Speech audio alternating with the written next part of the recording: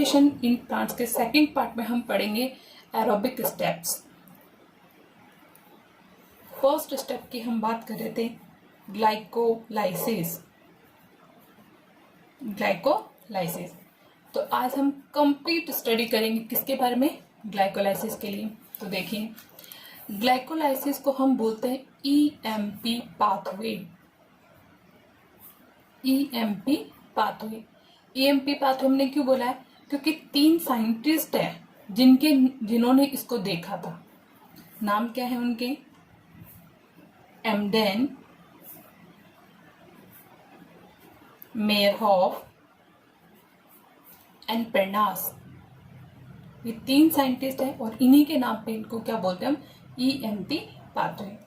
Glycolysis जो process है वो एक कॉमन फेज होता है, ठीक है।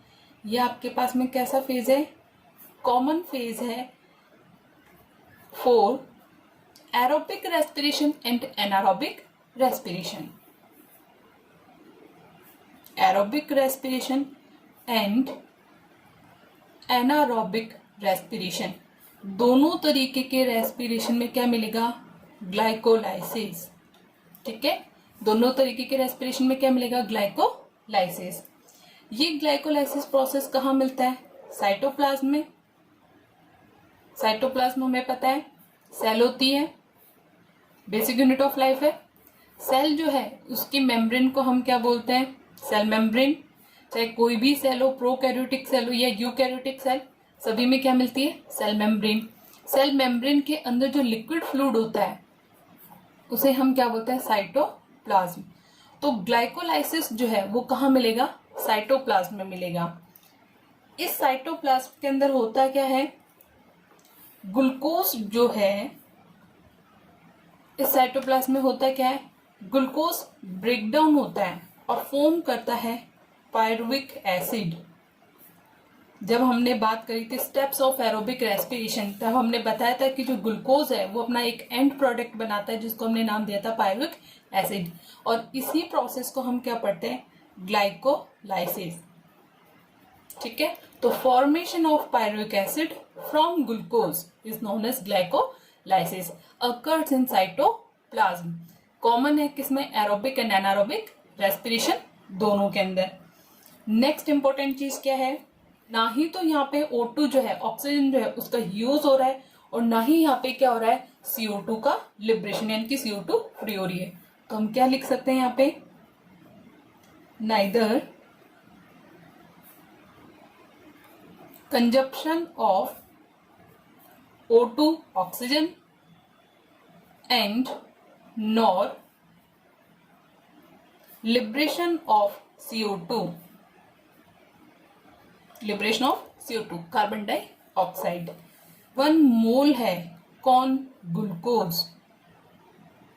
ग्लूकोज का फॉर्मूला क्या है, C6H12O6। ये ग्लूकोज क्या हो रहा है, ब्रेकडाउन होगा और फॉर्म करता है क्या, 2 मोल्स। और 2 मोल किसके फॉर्म करता है, ये पायरुविक एसिड, पायरुविक एसिड के। और पायरुविक एसिड जो था उसका फॉर्मूला क्या है, CH3COCOOH, जिसको हम 2-ऑक्सो मोनो कार्बोक्सिलिक एसिड भी बोलते हैं। ये सारे जो नाम हैं ये आप लोग केमिस्ट्री में पढ़ोगे भाई। जब आईपीएससी हम पढ़ते हैं वहां हम देखते हैं कि किस तरीके से इनका नॉमेनक्लेचर करते हैं, कैसे ये बनते हैं, ठीक है। अभी हमें क्या याद रखना है कि पायरुविक एसिड जो है उसका फॉर्मूला क्या है, CH3COCOOH, ठीक है। इसको 2-ऑक्सो मोनो कार्बोक्सिलिक एसिड बोल रहे हैं। कितने मोल बन रहे हैं, 2। यहां देखो ग्लूकोज के अंदर कितने कार्बन है, 6 कार्बन। पायरुविक एसिड के अंदर कितने कार्बन है, 3, 1, 2 एंड 3। तो ये कैसा कंपाउंड हो गया, 6 कार्बन कंपाउंड। याद रखना, जब हम किसी भी तरीके के कंपटीशन एग्जाम को देते हैं तो वहां पूछते हैं ये कैसा हो गया, 6 कार्बन कंपाउंड। और पायरुविक एसिड क्या है आपके पास में, 3 कार्बन कंपाउंड। ये कैसा है, 3 कार्बन कंपाउंड। ग्लाइकोलाइसिस जो है यहां पे मिलता है substrate level phosphorylation, substrate level phosphorylation. और सबस्ट्रेट लेवल फॉस्फोराइलेशन में फॉर्मेशन होता है 4 ATP एडिनोसिन ट्राइफॉस्फेट। और कितने मॉलिक्यूल फॉर्म होंगे उसके? 4 मॉलिक्यूल्स फॉर्म होते हैं। ये जो आपके पास में सबस्ट्रेट है, ये हमने पढ़े थे रेस्पिरेटरी सबस्ट्रेट 3 कौन कौन से? Carbohydrate, fat and protein. Basically glycolysis में कौन पार्टिसिपेट करता है? कार्बोहाइड्रेट। अगर कार्बोहाइड्रेट एब्सेंट है तो कौन पार्टिसिपेट करेगा? प्रोटीन। प्रोटीन भी एब्सेंट है तो कौन पार्टिसिपेट करेगा? फैट। लेकिन बेसिक कंपोनेंट कौन है यहाँ पे? कार्बोहाइड्रेट। ऑक्सीडेटिव एनाबॉलिज्म, या फिर हम इसे क्या बोल सकते हैं? कैटाबॉलिज्म। रीसिंथेसिस, याद रखिएगा हम क्या बोल रहे हैं इसको? रीसिंथेसिस। और कैटाबॉलिज्म और एनाबॉलिज्म हमने पढ़ा था। एनाबॉलिज्म क्या था? स्मॉलर मॉलिक्यूल से लार्जर मॉलिक्यूल का फॉर्मेशन। और कैटाबॉलिज्म क्या था? लार्जर मॉलिक्यूल से स्मॉलर मॉलिक्यूल का फॉर्मेशन। तो यहाँ पे ऑक्सीडेटिव एनाबॉलिज्म और कैटाबॉलिज्म रीसिंथेसिस प्रोसेस मिलते हैं। ऐसा होता क्यों है? Because it links with anabolism of fat and amino acid, because it links with anabolism of fat and amino acid। उस जो है उसके साथ में हम जोड़ते हैं किसको? एनर्जी को। हमें पता है एनर्जी करेंसी क्या है? ATP। अगर हम किसी को ATP देंगे तो ATP क्या होती है? ब्रेकडाउन होती है और फॉर्म करती है ADP plus inorganic phosphate. ATP adenosine triphosphate breakdown हो रहा है और फॉर्म कर रहा है एडिनोसिन डाइफॉस्फेट को, और साथ में एक इनऑर्गेनिक फॉस्फेट क्या हो गया? रिलीज।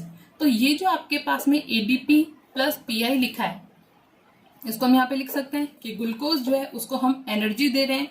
और ग्लूकोज को एनर्जी देने के साथ में यहाँ पे क्या काम आ रहे हैं? एंजाइम्स काम आ रहे हैं। ये प्रोसेस कहाँ हो रहा है आपके पास में? साइटोप्लाज्म में, या फिर हम इसे क्या बोल सकते हैं? साइटोसॉल। और ये फॉर्म कर देता है किसको?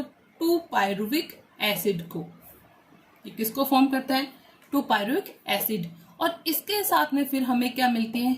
ATP मिलती है, और साथ में क्या मिलती है? NADH2। ठीक है, ATP भी मिल रही है और क्या मिल रही है? NADH2। याद रखिएगा ATP NADH2 ये दोनों ही आपके पास में क्या है? Energy currency. एनर्जी करेंसी है। ये जो आपके पास में ATP है ये कितनी बन गई? 2 मॉलिक्यूल्स।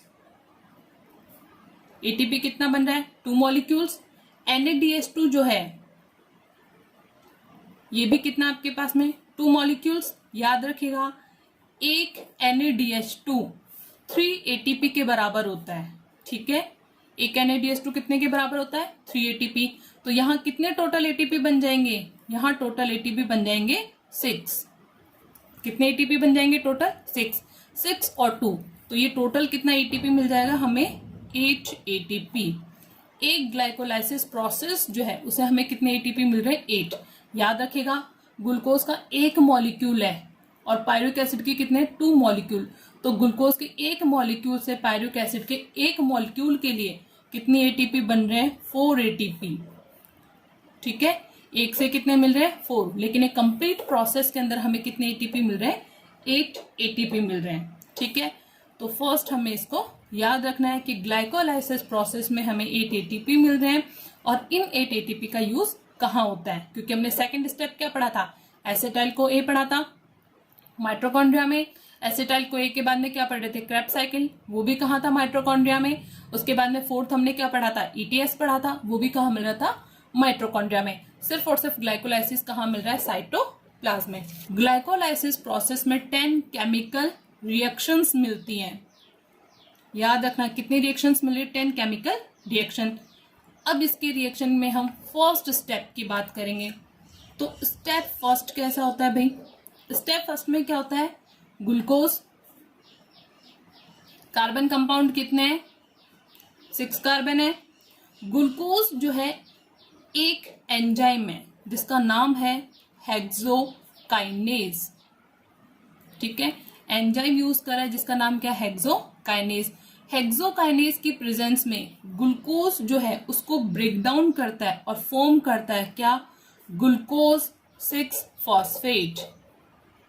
ग्लूकोज 6 फॉस्फेट में कैसे, हेक्सो का मतलब होता है 6 और काइनेज का मीन क्या हो गया, फॉस्फेट को निकालना। ये जो आपके पास में फॉस्फेट है इसको निकालना, निकालेगा किसमें, एटीपी से। तो एटीपी जो है उसको ब्रेक डाउन करता है किसमें, एडीपी में। एटीपी को ब्रेक डाउन किसमें किया, एडीपी में। फॉस्फेट क्या हो गया, रिलीज हो गया। उस फॉस्फेट को किसके साथ जोड़ दिया, ग्लूकोज के साथ में, और क्या बन गया, ग्लूकोज 6 फॉस्फेट। हमें यहाँ पे क्या करनी पड़ी, एनर्जी को खर्च करना पड़ रहा है। ठीक है, सबसे पहले हमें इस प्रोसेस में क्या करना पड़ रहा है, एनर्जी को खर्च। तो जब हम इसको एनर्जी को खर्च कर रहे हैं तो इस प्रोसेस को हम क्या बोल सकते हैं, एक्टिवेशन फेज। ठीक है, प्रोसेस को हम क्या बोल सकते हैं, एक्टिवेशन फेज बोल सकते हैं, या फिर हम क्या बोल सकते हैं, एनर्जी कंज्यूमिंग, क्योंकि हमने क्या किया है, एनर्जी को काम लिया है, एनर्जी कंज्यूमिंग फेज। ठीक है, तो फर्स्ट फेज में क्या बन चुका है, ग्लूकोज से ग्लूकोज 6 फॉस्फेट।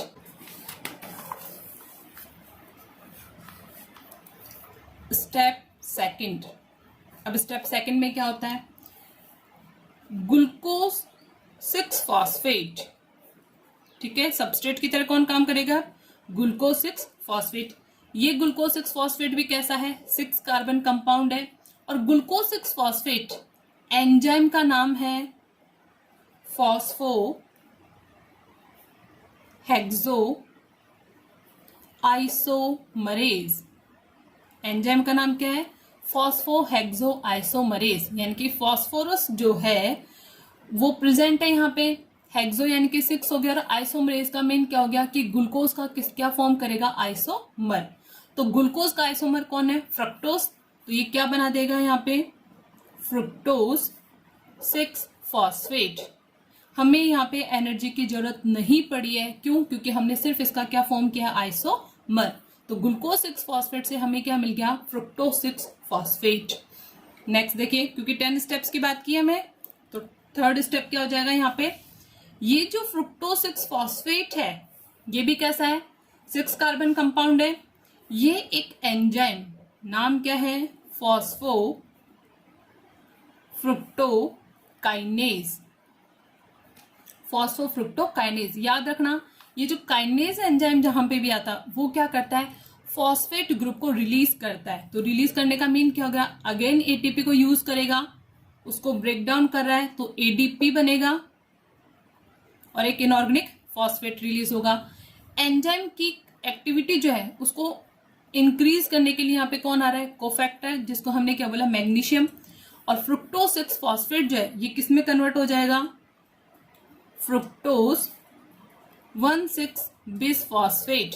एक फॉस्फेट तो था ही, एक और फॉस्फेट यहां से रिलीज हुआ, वो इसके साथ आके जुड़ रहा है, तो फ्रुक्टोज 1,6 बिस फॉस्फेट। ये भी कैसा है, 6 कार्बन कंपाउंड है। नेक्स्ट स्टेप 4, स्टेप 4 में क्या होता है, फ्रुक्टोज जो है ये अपने 2 आइसोमर्स को फॉर्म करता है। ठीक है, यानी कि यहाँ पे एक रिएक्शन होती है जिसको हम बोलते हैं एल्डोलेज। और एल्डोलेज जब होती है तो ये क्या करता है, 2 कंपाउंड फॉर्म करता है। अभी 6 कार्बन कंपाउंड है, ये 3 कार्बन के क्या फॉर्म करेगा, 2 कंपाउंड। तो बेसिकली हम इसको क्या बोलते हैं, ट्रायोस फॉस्फेट, क्योंकि 3 बना रहा है ये। और ट्रायोस फॉस्फेट के ही क्या बनाता है, 2 कंपाउंड। एक कंपाउंड को हम बोलते हैं ग्लिसरॉल्डिहाइड 3 फॉस्फेट, ग्लिसरॉल्डिहाइड 3 फॉस्फेट। और जो सेकंड इसका कंपोनेंट बनता है उसको हम बोलते हैं di hydroxy acetone phosphate. Di hydroxy acetone phosphate, हम इसे क्या लिख सकते हैं, डाई हाइड्रोक्सी से क्या लिख सकते हैं, DHAP। ठीक है, डाई हाइड्रोक्सी एसीटोन फॉस्फेट। और ग्लिसरॉल्डिहाइड फॉस्फेट को हम क्या लिख सकते हैं, ग्लिसरॉल्डिहाइड फॉस्फेट, GAP। ठीक है, अब देखिए ये जो ट्रायोस फॉस्फेट बना, यानी कि 6 कार्बन कंपाउंड से 2 कंपोनेंट फॉर्म हो रहे हैं 3 कार्बन के, तो उनके नाम क्या है, DHAP एंड GAP। ये DHAP किस में कन्वर्ट हो जाता है, ग्लिसरॉल्डिहाइड में, और ग्लिसरॉल्डिहाइड जो है ये फर्दर किस में चला जाता है, 5th स्टेप में। 4 स्टेप तक ग्लाइकोलाइसिस जो है वो एक्टिवेशन फेज होता है और एनर्जी कंज्यूमिंग फेज होता है, जहां हमें पैसा खर्च करना पड़ रहा है, यानी कि एनर्जी देनी पड़ रही। अब जो हमारे पास में प्रोसेस है उसमें क्या मिलेगी, हमें एनर्जी मिलेगी, जो करेंसी वो हमें वापस मिलेगी। तो हम इसे क्या बोल सकते हैं, पे ऑफ फेज, या फिर हम क्या बोल सकते हैं इसको, एनर्जी प्रोड्यूसिंग फेज। ठीक है, पे ऑफ फेज हो जाएगी या फिर क्या हो जाएगी, एनर्जी प्रोड्यूसिंग फेज। तो स्टेप 5 कहां से स्टार्ट होगा, ट्रायोस फॉस्फेट। और ट्रायोस फॉस्फेट के 2 कंपोनेंट थे, ग्लिसरॉल्डिहाइड फॉस्फेट, और सेकंड कंपोनेंट क्या था, डाई हाइड्रोक्सी एसीटोन फॉस्फेट। यही थे 3 कार्बन कंपाउंड्स, ये थे। ये जो ट्रायोस फॉस्फेट होता है ये फॉर्म करता है ट्रायोस बिसफॉस्फेट को। ठीक है, किसको फॉर्म कर रहा है, ट्रायोस बिसफॉस्फेट। कैसे बना रहा है भाई, यहां क्या होता है, एक एंजाइम है, नाम क्या है उसका, di phospho glyceraldehyde dehydrogenase, glyceraldehyde dehydrogenase. Dehydrogenase का मीन क्या हो गया, रिमूवल ऑफ हाइड्रोजन। ठीक है, इसका मीन क्या हो गया, रिमूवल ऑफ हाइड्रोजन। तो ये जो हाइड्रोजन निकलता है इसको कौन ले लेता है, NAD। तो हम क्या बात कर रहे हैं, NAD। ये NAD क्या करेगा, इस हाइड्रोजन को लेगा और क्या बना देगा, NADH। कार्बन है यहाँ पे कितने, 3, 2 मॉलिक्यूल है ट्रायोस फॉस्फेट के, तो 2 NAD है और क्या बन जाएगा, 2 NADH। ये जो 2 NADH बन रहा है ये एनर्जी करेंसी यानी कि हमें मिली है। मैंने भी आपको बताया था NADH भी क्या है, एनर्जी करेंसी, जो कितने के बराबर है, 3 ATP मॉलिक्यूल्स के बराबर है। और यहीं पे हमने यूज किया है किसको, फॉस्फोरिक एसिड को। ये जो फॉस्फोरस मिल रहा है ये कहां से मिल रहा है, फॉस्फोरिक एसिड थे। तो फॉस्फोरिक एसिड काम में आ गया, एंजाइम आ गया डाई फॉस्फोग्लिसरॉल्डिहाइड डिहाइड्रोजिनेज, और बन क्या गया यहाँ पे 2 NADH। और कंपोनेंट क्या बना हमारे पास में, ट्रायोस बिसफॉस्फेट। और कितने मॉलिक्यूल बने इसके बने हैं 2 मॉलिक्यूल। कितने मॉलिक्यूल बने इसके, 2 मॉलिक्यूल। अगर नेम की बात करें तो क्या बनेगा, 1,3-bis फॉस्फोग्लिसरिक एसिड। और ये कैसा है आपके पास में कंपाउंड, 3 कार्बन कंपाउंड है। नेक्स्ट हम बात करते हैं किसकी, स्टेप 6 की। स्टेप 6 भी आपके पास में क्या है, पे ऑफ और एनर्जी प्रोड्यूसिंग फेज। मीन्स अब जितने भी स्टेप्स हम पढ़ेंगे उन सब के अंदर क्या होते हैं, हमें एनर्जी जो होती है उसका फॉर्मेशन होता है। तो यहाँ जो आपके पास में ट्रायोस बिसफॉस्फेट है वो किसको फॉर्म करेगा, ट्रायोस फॉस्फेट को। याद रखना बिसफॉस्फेट है और बन क्या रहा है, फॉस्फेट। यानी कि एक जो आपके पास में फॉस्फेट ग्रुप है वो क्या हो रहा है, रिलीज हो रहा है। उसको रिलीज करने के लिए यहाँ पे कौन सा एंजाइम काम आ रहा है, फॉस्फो ग्लिसरेट ट्रांस फॉस्फोराइलेज। ठीक है, फॉस्फोग्लिसरेट ट्रांसफॉस्फोराइलेज एंजाइम काम में आ रहा है। और साथ में क्या बन रही है, एडीपी जो है उसके पास में फॉस्फेट आएगा तो वो किस में कन्वर्ट हो जाएगा, एटीपी में। 2 मॉलिक्यूल चल रहे हैं इसलिए हम यहाँ पे भी क्या लिख रहे हैं, 2 ADP, और बन क्या रहा है, 2 ATP। यहाँ पे भी को एंजाइम फैक्टर क्या हो जाएगा, मैग्नीशियम आयन हो जाएगा। नेक्स्ट देखो, ये जो ट्रायोस फॉस्फेट है इसके भी कितने मॉलिक्यूल बने आपके पास में, 2 मॉलिक्यूल फॉर्म करना है। याद रखना ग्लूकोज के एक मॉलिक्यूल से 2 पायरुक एसिड जो है उनका फॉर्मेशन होता है। तो हर जगह हम किसको लिख रहे हैं, 2 मॉलिक्यूल्स को। तो ट्रायोस फॉस्फेट जो इसका क्या मिल गया, 2 मॉलिक्यूल बन गए। ये भी आपके पास में क्या है, 3 कार्बन कंपाउंड है। अगर हम इसके अनदर नेम की बात करें तो क्या होता है, 3 फॉस्फोग्लिसरिक एसिड, 3 फॉस्फोग्लिसरिक एसिड। अब जो ट्रायोस फॉस्फेट है ये फर्दर क्या करता है आपके पास में, स्टेप 7 के अंदर जा रहा है। स्टेप 7 में जाके ये क्या बनाएगा, ये बनाता है 2-फॉस्फोग्लिसरेट। ठीक है, क्या बना रहा है ये, 2-फॉस्फोग्लिसरेट। एंजाइम यहाँ पे जो यूज हो रहा है उसको हम क्या बोलेंगे, फॉस्फोग्लिसरोम्यूटेज। याद रखना एंजाइम क्या है यहाँ पे, फॉस्फोग्लिसरोम्यूटेज। और उसकी प्रेजेंस में क्या बन रहा है आपके पास में, 2-फॉस्फोग्लिसरेट। कार्बन कंपाउंड कितने, 3। कितने मॉलिक्यूल बने इसके, 2 मॉलिक्यूल्स फॉर्म करें। नेक्स्ट देखिए स्टेप 8। स्टेप 8 में क्या आएगा, फॉस्फोग्लिसरेट जो है ये एक प्रोसेस करता है जिसको हम बोलते हैं एनोलेज। और एनोलोज प्रोसेस में क्या होता है, वाटर मॉलिक्यूल बाहर निकल जाता है। 2 मॉलिक्यूल है तो 2 वाटर मॉलिक्यूल बाहर निकल जाएंगे। कोफैक्टर का काम कौन करेगा, मैग्नीशियम आयन करेगा। और ये फॉर्म कर लेता है किसको, फॉस्फोइनोल पायरुवेट। Phosphoenol pyruvate. यहां भी क्या होते हैं, 3 कार्बन होते हैं। मॉलिक्यूल कितने बन रहे हैं, यहाँ पे 2 मॉलिक्यूल बन रहे हैं। नेक्स्ट देखें स्टेप 9 होता है, फॉस्फोइनोल पायरुवेट जो है एंजाइम यूज करता है जिसका नाम है पायरुवेट काइनेज। और इस पायरुवेट काइनेज की प्रेजेंस में एटीपी का प्रोडक्शन होता है। तो 2ADP बनाता है, 2ATP। यहाँ पे कौन काम करेगा, cofactor, magnesium and potassium ion दोनों काम करते हैं। और फॉर्म करा देता है वो क्या, पायरुविक एसिड को फॉर्म करता है, जो कितने होते हैं, 3 कार्बन होते हैं। और कितने मॉलिक्यूल बनते हैं इसके, 2 मॉलिक्यूल्स का फॉर्मेशन होता है। तो स्टेप में हमें क्या याद रखना है, ग्लूकोज हेक्सोकाइनेज एंजाइम को यूज किया, ग्लूकोज 6-फॉस्फेट में कन्वर्ट हुआ। फॉस्फो हेक्सो आइसोमरेज एंजाइम को यूज किया, फ्रुक्टोज 6-फॉस्फेट में कन्वर्ट हुआ। फॉस्फो फ्रुक्टोकाइनेज एंजाइम यूज होता है और फ्रुक्टोज 1,6-बिसफॉस्फेट का फॉर्मेशन होता है। ये जो थी आपके पास में स्टेप्स, ग्लूकोज से ग्लूकोज 6-फॉस्फेट, फ्रुक्टोज 6-फॉस्फेट और फ्रुक्टोज 1,6-बिसफॉस्फेट एनर्जी खर्च कर रहे हैं। तो हम इसे क्या बोल सकते हैं, एक्टिवेशन फेज और एनर्जी कंज्यूमिंग फेज। नेक्स्ट क्या है, फ्रुक्टोज 6-फॉस्फेट जो है एक एल्डोज रिएक्शन में जाता है। एल्डोज के अंदर क्या होता है, फ्रुक्टोज 6-फॉस्फेट के 2 कंपोनेंट फॉर्म होते हैं। एक तो कौन सा है आपके पास में, dihydroxy acetone phosphate, dihydroxy acetone phosphate.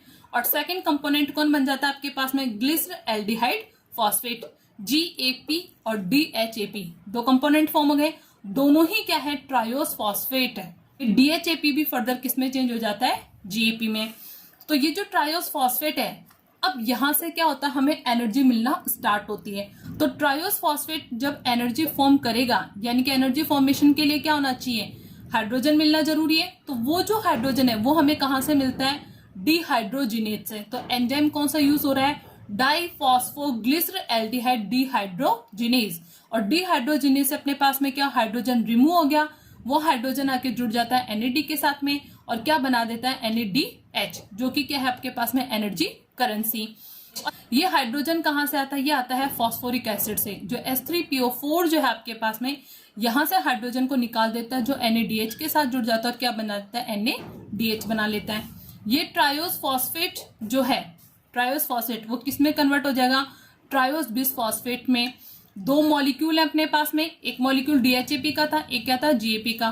तो DHAP भी तो इसी में कन्वर्ट हो रहा है, तो 2 मॉलिक्यूल है। तो यहाँ जो फ्रुक्टोज 1,6-बिसफॉस्फेट जो था, उसके एक मॉलिक्यूल से क्या बन गए, 2 मॉलिक्यूल्स फॉर्म हो गए ट्रायोस बिसफॉस्फेट के।